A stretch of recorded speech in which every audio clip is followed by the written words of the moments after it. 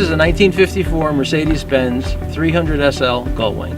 This car matters because it was the first Mercedes-Benz Gullwing ever delivered to a customer. And it wasn't just any customer. The customer was the very famous sportsman, Briggs Cunningham. Briggs Cunningham, avid sportsman, race car driver from the 50s, was one of the best customers of Max Hoffman. Max Hoffman was the distributor in New York, and he wanted to introduce the Mercedes-Benz Gullwing to the world by having a celebrity driver be the first person to get this car. Max Hoffman was responsible for the import of many cars into the United States in the 1950s. He launched many brands that were unknown prior to that date. In discussions with the Daimler-Benz board, he convinced the board that he could sell a production version of the 1952 300 SL race car. Had it not been for Max Hoffman, his vision and his commitment to sell those cars, and seeing the opportunity in the US market, the car would not have been made. Mercedes-Benz made the Gullwing originally just to show the world what they were capable of doing, never believing that they would actually sell the car in production and that somebody would buy it. The 300 SL was launched to the public at the 1954 International Motorsports Show in New York. It is a significant moment as it launches the SL brand within the Mercedes-Benz family. It's the greatest car, and I love it, and most people that have them love them. But it is as impractical as you'd ever want it to be. As you see what it takes to get in and out of this car, it's quite a chore. You have to first sit over here, or lift one leg over, then lift the other leg over. So you wouldn't exactly take this car to a grocery store to go shopping.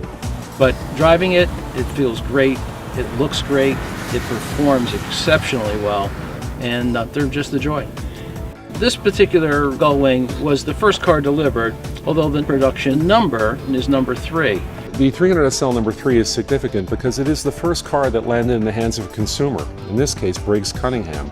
Cars 1 and 2 were kept by the factory and were only released about a month and a half later. The very fact that it is the first car to leave the production line makes the car extremely significant. For Daimler-Benz in the 1950s, it was absolutely important to get back into a leading position in the marketplace.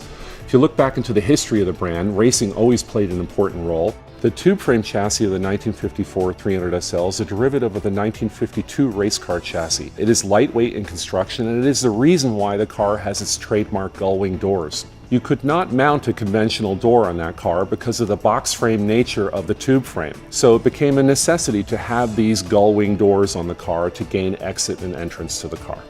Along with the purchase came the original hand-typed manual for this car.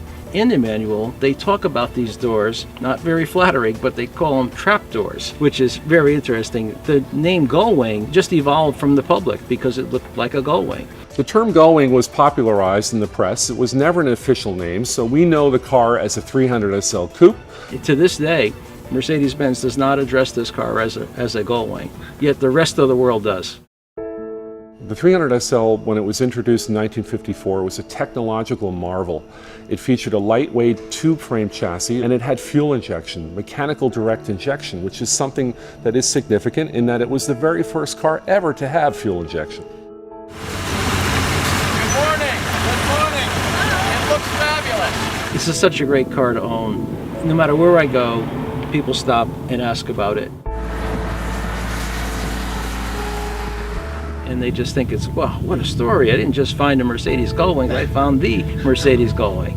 We do consider this car to be a production car, but in early production methods were still being sorted out. Many of the parts in this car are hand-tooled and are different than later production cars. Hans tells me that these doors would never fit on any other Gullwing. They specifically fit on this car because the car was, in fact, a handmade car. If we look into the engine compartment on the car, we notice that many of the components are made of magnesium. Later cars feature aluminum components, so it is significant in that the early cars featured a more rare material in the production. Driving this car is a thrill.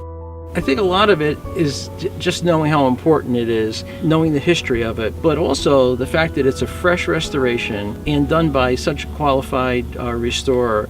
Everything works on this car, I mean, including the heater, which is a little bit too hot, but it works. The 300 SL played an important role in the United States. It's important to demonstrate that this car really showed the best of what Mercedes-Benz can offer. There are many important cars in our history, but the 300 SL is perhaps our most iconic car. It is Mercedes-Benz. I've actually owned other Gullwings in the past, and they're great, but this car had a provenance like no other that I've ever owned of any type, let alone a Mercedes-Benz Gullwing. I'm Dennis Nicotra, and this car matters.